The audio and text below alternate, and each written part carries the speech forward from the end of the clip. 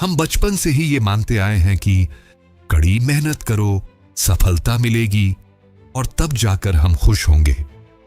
लेकिन दोस्तों, क्या आपने कभी महसूस किया है कि हम हर समय बस खुश होने का इंतजार ही कर रहे हैं? लेकिन इस सोच को पूरी तरह पलटते हैं शॉन अचोर, जो हार्वर्ड यूनिवर्सिटी के एक प्रसिद्ध मनोवैज्ञानिक हैं। उनका कहना है, सक्सेस के बाद हैप्पीनेस नहीं आती, बल्कि हैप्पीनेस के बाद सक्सेस आती है। शुरुआत ही सफलता का सही रास्ता है। हम मानते हैं कि जब मुझे नौकरी मिलेगी तो मैं खुश रहूंगा, जब प्रमोशन मिलेगा तो तब चैन आएगा, जब ज्यादा पैसा आएगा तो तभी मुस्कान टिकेगी। लेकिन विज्ञान कुछ और ही कहता है। जब आप खुद को पहले से खुश महसूस करते हैं, तब आपका दिमाग पूरी क्षमता से काम करने लगता है। आप तेज निर्णय लेते हैं, रचनात्मक सोचते हैं और बेहतर प्रदर्शन कर पाते हैं। इसलिए खुशी सफलता का नतीजा नहीं, बल्कि उसकी शुरुआत होती है। अब आइए जानें उन 7 प्रिंसिपल्स के बारे में जिन्हें ऑथर ने द हैप्पीनेस एडवांटेज इस किताब में बताया हुआ है। Principle number 1, the happiness advantage. खुशी सिर्फ एक भावना नहीं है, यह एक मानसिक शक्ति है। शोध बताते हैं कि खुश रहने वाला दिमाग अक्सर 31% अधिक प्रोडक्टिव होता है, 3 गुना अधिक क्रिएटिव होता है और उसकी आमदनी भी ज्यादा होती है। यानी कि अगर आप खुश रहते हैं तो सफलता आपके पीछे पीछे ही दौड़ती है। Principle number 2, the fulcrum and the lever. शॉन कहते हैं, हम दुनिया को जिस नजर से देखते हैं वो नजर ही हमारी ताकत को तय करती है। फुलक्रम मतलब आधार और लीवर मतलब वो शक्ति जिससे भारी चीजें उठती हैं।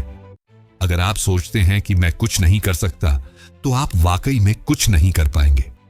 लेकिन अगर आप विश्वास करें कि मैं ये कर सकता हूं, तो वही सोच आपकी दुनिया बदल सकती है।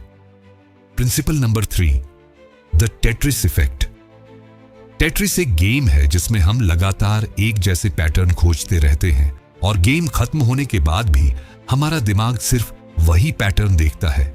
इसी तरह अगर आप हर रोज नकारात्मक बातें ही देखेंगे तो दिमाग सिर्फ समस्याएं ही ढूंढ पाएगा, ना कि उनका हल। लेकिन अगर आप हर दिन अपने बारे में 3 अच्छी बातें नोट करना शुरू करेंगे तो आपका दिमाग सिर्फ पॉजिटिव चीजें ही पहचानना सीख जाएगा। यही बदलाव है अपनी पॉजिटिव सोच का और जीवन का। Principle number 4, falling up. जीवन में गिरना तय है, लेकिन गिरने के बाद आप कहां देखते हैं यह तय करता है कि आखिरी में आप कहां पहुंचेंगे। कुछ लोग गिरकर टूट जाते हैं, बिखर जाते हैं, लेकिन कुछ लोग गिरकर भी और ऊंचा उठते हैं। इसी को शॉन कहते हैं फॉलिंग अप। हर चुनौती एक सुनहरा अवसर बन सकती है अगर हम उसे उस नजरिए से देखें तो। Principle number 5, the zero circle. कभी कभी जिंदगी हमारे काबू से बाहर लगने लगती है। ऐसे में हमें क्या करना चाहिए? शॉन कहते हैं, अपने छोटे दायरे से शुरुआत करें। जिस पर आपका कंट्रोल है उसी पर फोकस करें। जैसे कि हर दिन सिर्फ 10 मिनट एक्सरसाइज करना हो गया, मोबाइल को 1 घंटे दूर रखना हो गया, या फिर रोज एक बार खुद को धन्यवाद कहना हो गया हो। जब हम इन छोटे छोटे हिस्सों पर जीत पाते हैं तो हमारा आत्मविश्वास बढ़ता है और धीरे धीरे बड़ा दायरा भी हमारे कंट्रोल में आ जाता है। Principle number 6, the 20 second rule. अक्सर हम बुरी आदतें जल्दी अपनाते हैं और अच्छी आदतें बड़ी मुश्किल से आती हैं, है ना?